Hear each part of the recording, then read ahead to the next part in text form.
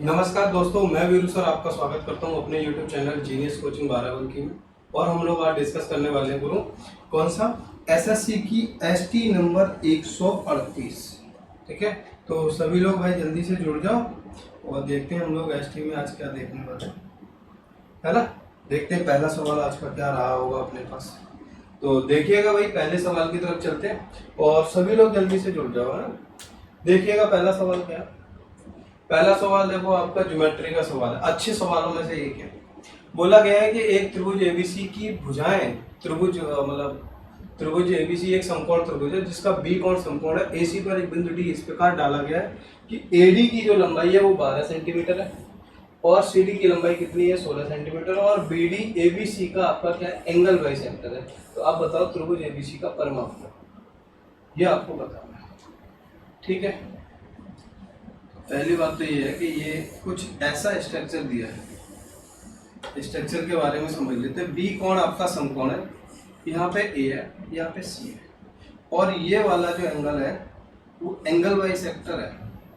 तो मैं ये बोल सकता हूँ कि जो भुजाएं लिखी भी होती है यहाँ, तो वो इन दोनों भुजाओं का रेशियो होता है। कहने का मतलब ये है कि जैसे कोई भी त्रिभुज हुआ और त्रिभुज आपका एंगल बाई सेक्टर से कोई लाइन खींच के जा रहा है, तो आपकी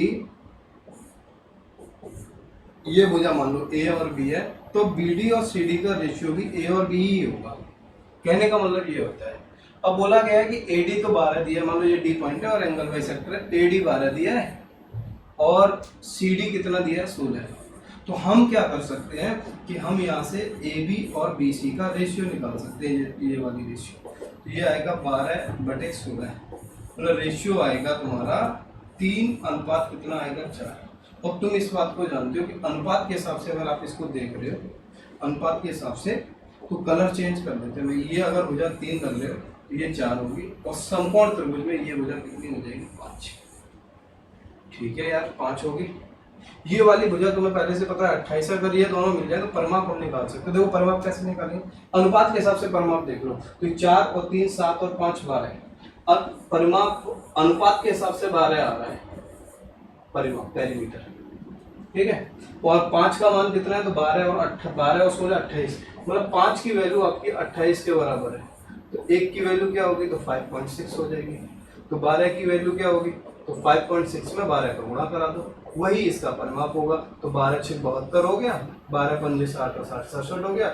इस सवाल का आंसर 67.2 होगा। बहुत बेहतर सवालों में से एक है, जरूर देखिएगा इसको। ठीक है, दूसरा सवाल की तरफ चलते हैं भाई। दूसरा सवाल क्या है, ये भी देखो यार, ये भी एंगल बाई सेक्टर का ही है। ये बोला है एक त्रिभुज एबीसी में बीडी और सीडी इस प्रकार है कि बी और सी के कोण समद्विभाजक है और बीसीडी इतना है। ये आपका एक त्रिभुज एबीसी है, एबीसी है और बी और डी का एंगल बाई सेक्टर जो है ये जाके डी पॉइंट पर कट करता है और बीडीसी का एंगल कितना 135। ठीक है, ये वाला एंगल आपको चाहिए। तो आप जानते हो क्या ये वाला एंगल एंगल बाई सेक्टर से कैसे आता है। तो 135 की जो वैल्यू होगी वो होती है, वो क्या होगी, वो होगी 90 प्लस a/2 सामने वाले का। इसमें से ऐसे घटाओ तो 45 बचे। 45 a/2 के बराबर है। इसका मतलब ये वाला एंगल रहा होगा 90। इस सवाल का आंसर 90 डिग्री है। ठीक है, चलिए अगले सवाल की तरफ चलते हैं। अगला सवाल देखो क्या है, अगला वाला सवाल देखो। एक समचतुर्भुज का एक कोण कितना है 60 डिग्री है। बड़े कोण का मान ज्ञात करो यार। समचतुर्भुज बनेगा तो ऐसे पतन के आकार का होता है। ये इसका एक विकर्ण है। ठीक है, ये पूरा एंगल 60 डिग्री दिया है। मान लो एक एंगल 60 दिया, तो ये एंगल बटेंगे 30 और 30 में, 30 और 30 में। ये एंगल 90 होगा, तो ये बचा हुआ एंगल 60 होगा। अब देखो 30 60 90 का रेशो हमने कितनी बार बताया कि 30 के सामने 1 लिखते हैं, इसके सामने √3 आता है। सबसे बड़ी भुजा 2 होती है।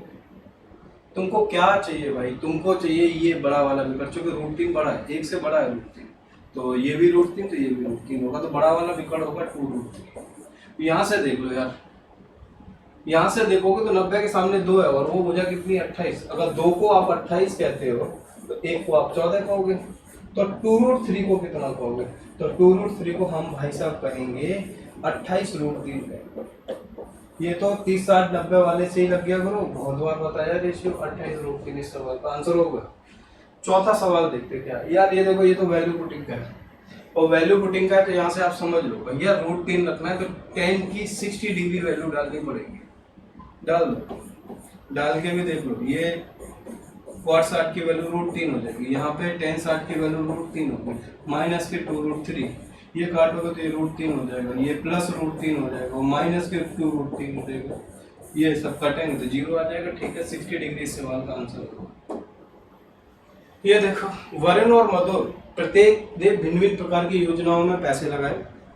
25,000 रुपए लगाए वरुण ने 11% से साधारण ब्याज की दर पर। भाई साधारण ब्याज है तो ब्याज निकाल ही सकते, ऐसा ही बराबर क्या हो जाएगा PRT अपॉन 100, निकालो यार इससे, तो ये वरुण के पैसे मिल जाएंगे तुमको, और वरुण के पैसे मिलेंगे तो कितने मिलेंगे, तो 25,000 का 2 साल का मतलब सीधा 22%, 2 जीरो से 2 जीरो कट जाएंगे, ये कितना हो जाएगा 25 दूनी 50 और 55,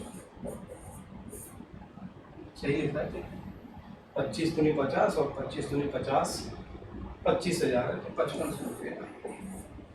ठीक है, इनका 10% पे पर वो CI पे, तो इसकी CI निकाल दो।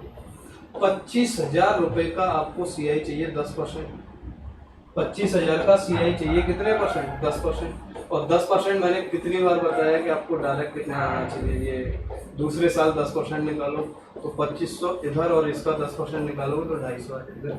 इसका रुपया कितना बन रहा है, इसका बन रहा है 5,250, ये किसका है, ये मधुर का है। अब बताओ वरुण और मधुर, तो इसका पैसा ज़्यादा है वरुण का, तो ये वरुण का ज़्यादा है तो मधुर वाले तो ऑप्शन ही कट गए, और वरुण का कितना ज़्यादा होगा तो 250 रुपये ज़्यादा है बस, देख लो ये भी सही है। ये क्या लिखा है, एक दुकानदार 1350 रुपए में 15 दर्जन पेन खरीदता है और 495 रुपए प्रति 5 दर्जन पेन के हिसाब से बेचता है, तो यहाँ से CP निकाल लो, 1350 बटे कितना कर दो 15, तो ये 90 रुपए बनेंगे एक का, और SP निकाल दो 495 बटे 5, तो ये कितना बनेगा 5 से, ये 5 से बनेगा 99। अब तुम समझ लो 90 का सामान 99 में जा रहा है, और भी काट के छोटा करोगे तो 10:11 हो गया, तुम समझ ही पा रहे हो कि 10:11 10%, सॉरी 10% लाभ होगा। चलिए भाई अगला देखते हैं, ये सिंपल है, देखो इसका स्क्वायर करना है, तुमको पता है कि 1 पावर से 2 पावर पे कैसे जाएंगे, 4 का स्क्वायर करो, माइनस और प्लस करो, और ये पावर है इसको लिख दो, साथ में इनके कोफिशिएंट लिखने होते पर इसका कोफिशिएंट यहाँ दिया है, तो 4 का स्क्वायर 16 और 16 में 4 जोड़ोगे तो 20 आ जाएगा, 20 इस सवाल का आंसर, 7 नंबर का 20 आ जाएगा। 8 नंबर सवाल देखो, खोखले पाइप को अगर कहीं से भी अगर आप बात करते हो ना, खोखले पाइप, तो उसका आयतन यार सम है, उसका वॉल्यूम आपको पता है, इसका जो वॉल्यूम है वो होता है पाई आर स्क्वायर जनरली होता है, पर खोखले बेलन का कुछ ऐसे एक आर दे रखी है, पहले बाह्य त्रिज्या दे रखी है, बड़ी वाली आर दे रखी है, कितनी बार है, मोटाई 3 है तो छोटी वाली आर कितनी हो जाएगी 9, और मोटाई 3 दे रखी है, और आयतन आपको वॉल्यूम दिया है इसका 3564, हाइट आपको चाहिए ये, या लंबाई आपको चाहिए, ये सॉल्यूशन, इस पे अगर आप रख दोगे तो आंसर बन जाएगा। देखो क्या आएगा, तो देखो कितने 3469 बराबर पाई की वैल्यू 22/7 है, और ये कितना होगा 12 का स्क्वायर माइनस 3 का स्क्वायर, 12 का स्क्वायर माइनस 3 9 का स्क्वायर, 12 का स्क्वायर माइनस 9 का स्क्वायर, और साथ में चाहिए हाइट, साथ में चाहिए हाइट। ठीक है यार, कैलकुलेट करते हैं, देखो कितना होगा 3469, ये 22/7 है, 12 और 9 जोड़ोगे तो 21 आ जाएगा, 12 में से 9 जाएगा तो 3 आ जाएगा, इंटू 5, इतना आपको कैलकुलेट करना है। देखो ये इससे कट जाएगा कितने बार, 3 बार, 3 से इसको काट दो, 3 एकम 3, 3 एकम 3, 5 15, कुछ हो रहा है, 3 एकम 3 3, 3649 ही लिखा है, कुछ और लिखा है, देखो क्या आ रहा है,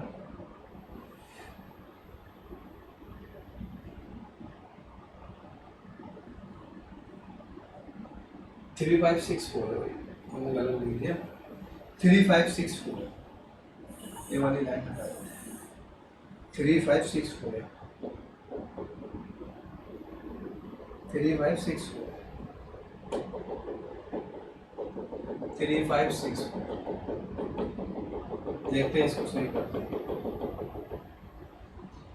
3564 है, ये 22/7 हो गया। इसको घटाओगे तो 21 इंटू कितना आ जाएगा, 3 आ जाएगा इंटू 5। ये इससे कट गया भाई, कितने बार 3 से इसको कट, तो ये 3 और 3 एकम 3 8 और 8, फिर 3 से काटो, 3 से काटोगे तो 3 तक 9, वो बचेगा 3 × 27 11 से 22 ही काट दो यार, सीधे सीधे 22 एकम 22 और 8 काट देगा, मतलब इसकी वैल्यू 18। ठीक है, अगला देखो, ये क्या है कि 800 रुपये का एक सामान है, 2 बराबर क्रमागत छूट देता है और 500 रुपये 12 रुपये बेच देता है। 512 का सामान बेचा जा रहा है, 800 रुपये का सामान था, 2 छूट दे रहा है, वो पता नहीं कौन सी छूट है, दोनों छूट बराबर है। तो ऐसा करो, डी का मान चाहिए तो इसका स्क्वायर रूट डाल दो, ये कट जाएगा 8 से 64 बार, ये 8 से कट जाएगा 100 बार, तो ये 6 का, ये हो गया 10 का। अब देखो क्या हो रहा है, 6 से 10 का मतलब 4 का, 6 से 10 का मतलब कितना हो गया 4।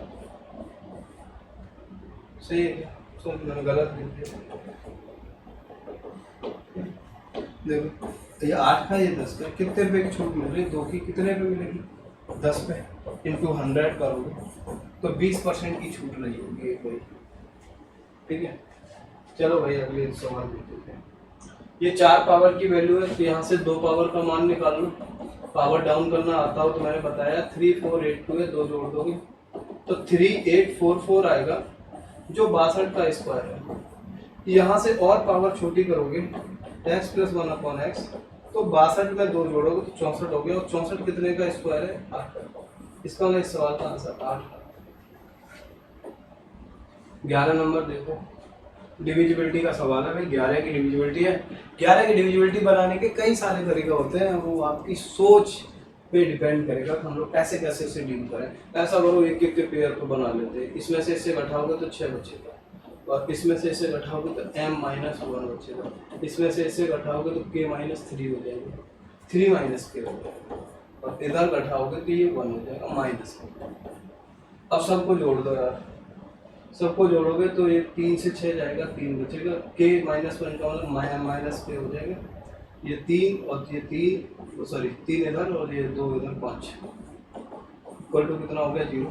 तो m-k की वैल्यू जो है वो आनी चाहिए आपकी 5, और इन दोनों के मान मैक्सिमम रखने हैं, तो इसका मैक्सिमम मान 9 डाल लो, तो इसका मान कितना रखना पड़ेगा 4, तभी अंतर कितना आ पाएगा 5।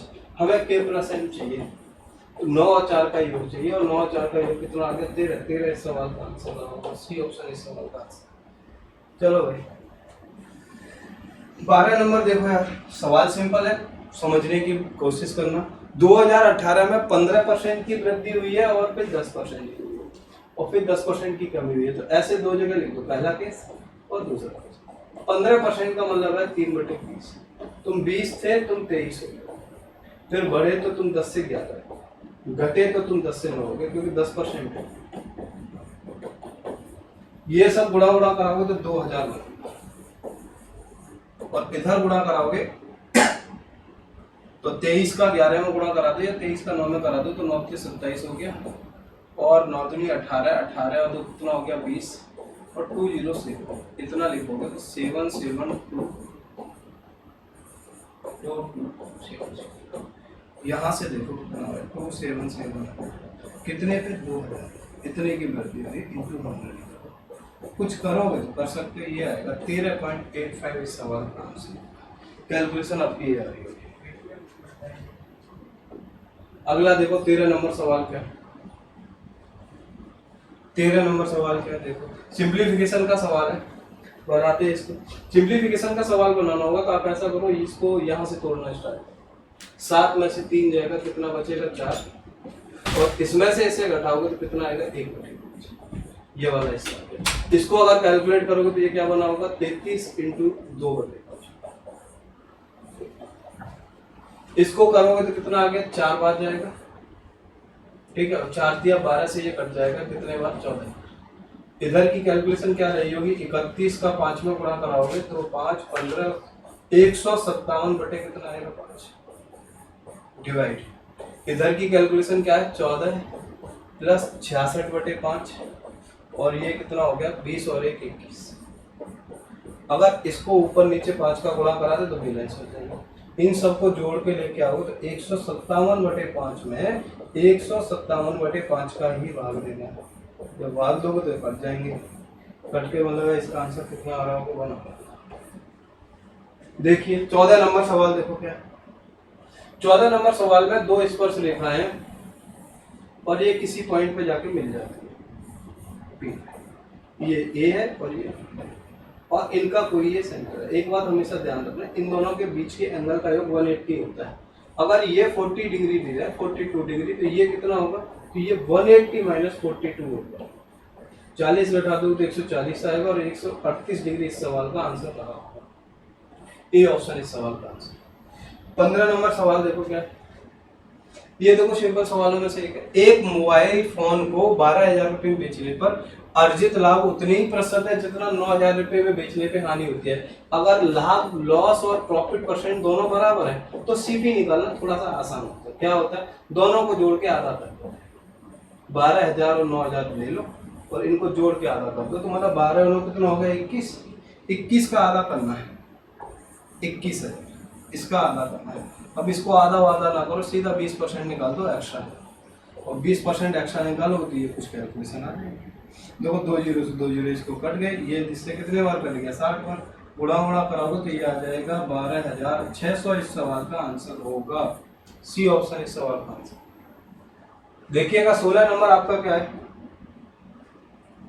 16 नंबर देखो, एक तार जो 28 सेंटीमीटर त्रिज्या वाला एक वृत्त के आकार में और वर्ग के आकार में बोलना है, दोनों के वृत्तों के क्षेत्रफल का अंतर बताना।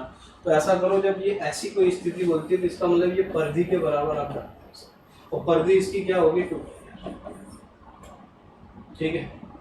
28 सेंटीमीटर की त्रिज्या है तो इसकी परिधि और वृत्त की परिधि दोनों की बराबर करनी है। तो 2 पाई की वैल्यू 22/7 है और ये कितना है 4 मतलब 28 है और ये 4 इंटू है, ये 7 बार, ये 7 से 7 कट जाएगा, ये 44 आ जाएगी इसकी, ठीक है। इसका स्क्वायर कितना होगा, तो आप जानते हो कि वृत्त का वर्ग का स्क्वायर 44 का स्क्वायर कर दो, 44 का स्क्वायर कितना रहा होगा, तो 4 का स्क्वायर 16 और 16 और ये कितना हो गया 4 चौक 16 दूनी 25, मतलब ये आया होगा 2936 इसका स्क्वायर आया होगा। और इसका क्षेत्रफल देखोगे तो क्या आएगा, पाई की वैल्यू 22/7 है, वृत्त वाले का देखो 28 इंटू 28 दो बार लिखना पड़ेगा। ये कितना हो गया 7 चौक 28 हो गया, देखो 22 चौक कितना हो गया 88, 88 में 28 का गुणा कराना, या इसको और थोड़ा सा सिंप्लीफाई करें तो ऐसे लिखेंगे, ये इससे कट गया 22 का गुणा 4 गुणा 28 होगा, और देखो कैसे लिखे 22 इंटू इसका 4 का गुणा कराओगे तो कितना हो गया 8 चौक 32 और 4 दूनी 8 और 3 11, और छोटा कर लो तो 11 इंटू कितना हो जाएगा 11, 12 दूनी 24, ये ठीक है। और गुणा करा दो तो कितना हो जाएगा, तो इसका गुणा आएगा 4 6 4 मतलब 2464 बन रहा है, और 2464 में से 2936 घटाना, ये 8 आएगा, यहाँ पे कितना बचेगा आपका 5, तो 2 आएगा और ये 5 है, मतलब अंतर इनका 528 है, ठीक। अरे दोनों के वहाँ से भुजा निकाल ली, वहाँ से एरिया का अंतर निकाल लिया। देखो अगला क्या है, किसी भिन्न के अंश और हर में, तो अंश और हर कुछ मान लो और इसमें 3 जोड़ दें और इसमें 5 जोड़ दें तो 2/3 बनती है, पर अंश में से 1 घटाएं और हर में 3 जोड़ें और हर में 3 जोड़ें तो वो आनी चाहिए 2/3। अब तुम इसको बाई ऑप्शन करो तो ज़्यादा ठीक है, जैसे 5/7 रखो, 5/7 रखोगे तो कितना आएगा 5, ये भिन्न है, ये 5/7 है, ये 3 है, ये 5 है, क्या बैलेंस हो पा रही है क्या, 8/12 देखो बैलेंस हो रही है कि नहीं, हाँ हो रही है भाई, 2/3 बन रहा है, इसका मतलब वो भिन्न कौन सी रही होगी 5/7 की रही। 18 नंबर सवाल देखो क्या, 18 नंबर सवाल देखो, एक व्यक्ति ने साधारण ब्याज पर समान धनराशि दी 1200 रुपये 8% पे और इतने पे ही उसने दूसरे को दिया, ठीक है, और 1800 रुपये उसे ब्याज के रूप में दिए। तो बताओ समय की अवधि क्या रहेगी। ऐसे लिख लो इसको, 1200 का 8% कितने टाइम के लिए नहीं है। इधर भी लिख दो, तुम कितने का 1200 ही रुपये है और इसका 10% है, कितने टाइम के लिए ये भी नहीं पता, पर है 1800 रुपये। परसेंटेज सबके पास है, ये 2 जीरो भी हट जाएगा, 12 कॉमन ले लो, टी कॉमन ले लो, तो कितना आ गया 12 टी कॉमन। ये कितना हो गया 10 और 8 18। ठीक है, कुछ है आप देखो कितना 1200 है। 1200 की धनराशि 8% 12,000 होगा। देखो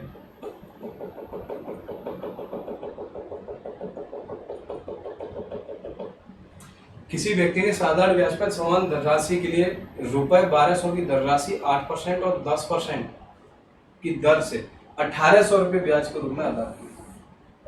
पहले देख लो इसको, 1200 का 8%, तो ये बना होगा 96। इधर देखोगे 1200 का 10% निकालोगे, ये बना होगा 120 और रुपए कितना होना चाहिए। देखो क्या रहा होगा, जोड़ोगे तो ये कितना हो गया 6 और 9 तो 11, 12, 240। कुछ हुआ है इधर, ये 1200 रहा होगा या कुछ और रहा होगा, देखते आगे लौट करेंगे। अगला देख, ए किसी काम को 18 दिन में करता है, बी किसी काम को 12 दिन में करता है। दोनों ने क्या किया है कि 6 दिन तक साथ काम किया। तो ऐसा करो कि ए को 6 दिन कराओगे तो कितना हिस्सा करेगा 18 में से, तो ये 1/3 हिस्सा कवर करेगा। बी कितना करेगा, तो 6/12 का मतलब है ये 1/2 हिस्सा, दोनों मिलेंगे तो 1/3 और 1/2 जोड़ोगे तो 5/6 हिस्सा ये कवर कर देंगे 6 दिन, 5/6 हिस्सा। अब बताओ ए छोड़ के चला गया, बी को करना है 1/6 हिस्सा करना है, पर दिन कितने ले रहा था वो 12, तो 12 का गुणा करा, तो इसका मतलब है ये 2 दिन में वो काम, बाकी का काम खत्म कर देगा, 2 दिन इसका मतलब। 20 नंबर देखो क्या लिखा है, ये तो देखो कराया हुआ सवाल है, अधिकतम स्कोर वाला होना चाहिए। एक क्रिकेटर ने 20 मैचों के औसत स्कोर में और 20 पारी 52 रन है, 2 पारी हटा दो 50 रन है। तो मैंने बोला कि एवरेज आप हाईएस्ट और लोवेस्ट का एवरेज निकाल सकते हो। क्या होता है, जब अंतर अगर समान होता है तो या तो इन दोनों को जोड़ दो या इन दोनों को जोड़ोगे तो 70 बनेगा, एवरेज 70 है। हाईएस्ट पारी चाहिए, लोवेस्ट चाहिए, 70 एवरेज है, दोनों को 70-70 दे दो और अंतर कितने का 120 का, तो और 120 का 60-60 हाईएस्ट चाहिए तो दोनों को जोड़ दो, लोवेस्ट चाहिए तो घटा दो। मतलब आंसर इसका कितना रहा होगा 120। कराया हुआ सवाल है, देख लीजिएगा, सिंपल है। 21 नंबर सवाल देखो क्या, एक आयताकार मैदान की चौड़ाई लंबाई से 2/3 है, तो ये 3 रही होगी तो ये 2 रही। एरिया उनको दिया है, एरिया का मतलब है 6x² की वैल्यू पता है कितनी है 86। कट जाएगा क्या, क्या आता है x² बराबर 144 आ जाएगा और x की वैल्यू 12 आने का मतलब 15 रुपये मीटर का खर्चा है। 3 2 5 इधर है, 3 2 5 इधर है, परिमाप हो गया कितना 10 और इंटू 12, परिमाप बना 120 और 120 में 15 का गुणा कराना है, तो 15 में 120 का गुणा कराओगे तो रुपए बनेंगे कितने 18 से। 18 से इस सवाल का आंसर। 22 नंबर देखो क्या, एक व्यक्ति 16 घंटे में 1200 किलोमीटर की दूरी तय करता है और 40 किलोमीटर प्रति घंटे की चाल से चले कुछ दूरी। तो ऐसा करो, चाल दोनों हिस्सों की लिख दो, पहले हिस्से में भी दूसरे हिस्से में। तो एक जगह 40 की चाल है, एक जगह कितने की 80 की। ओवरऑल चाल कितने की निकलेगी, तो 16 का भाग 4 से काटोगे तो 4 या 12, फिर ये चला जाएगा 4 बार और इसको काटोगे तो 75। आप ये बोल सकते हो कि इनकी चाल है तो समय का रेशियो हमको मिल जाएगा, ये 5 बार जाएगा, ये 35 बार जाएगा। इसका मतलब है कि समय का रेशियो 1:7 होगा। इसका मतलब टोटल समय 8 आया पर है 16, अपने वाले समय का 2 गुना करना पड़ेगा। कार द्वारा निकालना है तो पहला हिस्सा कार का ही है भाई, इसका मतलब है 1 की वैल्यू 2 गुना करोगे तो 2 घंटे चलाना है और 40 के हिसाब से अगर उसे 2 घंटे चलाओगे उसके द्वारा तय की गई दूरी कितनी होगी, 80 किलोमीटर होगी। ठीक है। 23 नंबर सवाल देखो क्या, ये दशमलव में बता रहा है 1800 रुपए की एक कमीज का अंकित मूल्य और 2 क्रमागत बट्टे देता है, 1200 रुपए में खरीदता है। 1800 की थी पर 1200 में खरीदी, 12% की छूट थी, 12% मतलब 3/25, मतलब 25 का सामान उसने 22 में खरीदा है। इनटू दूसरा चाहिए, 2 जीरो से जब 2 जीरो कट गए, ये 3 बार गया, 6 से 2 बार, ये 3 बार गया, ये 2 से 11 हो गया, ये बना 25/33। अब यहाँ से निकाल लो, यहाँ से यहाँ जाने का मतलब 8 का डिफरेंस चल रहा है, 33 इंटू 100 करेंगे, इस सवाल का राइट आंसर आ रहा होगा 24.24%। 24 नंबर देखो क्या, 24 नंबर तुम्हारा डीआई का सवाल है। देखो क्या बोल रहा है, टोटल 500 लोग हैं, रसायन शास्त्र में एवं गणित में महिलाओं के मध्य अंतर बताना। रसायन शास्त्र ये है, पहले तो परसेंटेज में देखो कितना है, तो परसेंटेज है 20 रसायन शास्त्र का, केमिस्ट्री का, और महिलाओं का रेशियो देखना है तो पुरुष और महिलाएं 4:1 में, मतलब 4 पुरुषों पे 1 महिला, मतलब टोटल 5 हो गए। इसका मतलब 20% का हमको सिर्फ 4% हिस्सा चाहिए महिलाओं के लिए। और मैथ्स का देख लो कितना चाहिए, मैथ्स कितना भाई, मैथ्स का हिस्सा कितना है 30%, और हमको महिलाएं चाहिए, मैथ्स में 7:3 में चल रहा है, तो 3 अनुपात कितना हो गया 10, 3/10 हो गया, मतलब महिलाओं का रेशियो इसमें 9% है। अब बताओ दोनों का अंतर कितने परसेंट है, 5% है। तो तुम्हारे पास जो भी वैल्यू है उस वैल्यू का 5% निकालो, और जैसे ही तुम 5% निकालो तो 25 इस्तेमाल। ठीक है, अगला देखो 24-25 लास्ट सवाल है। कारगरों की संख्या में 2015 की तुलना में 2018 में सर्वाधिक वृद्धि कहाँ हुई है।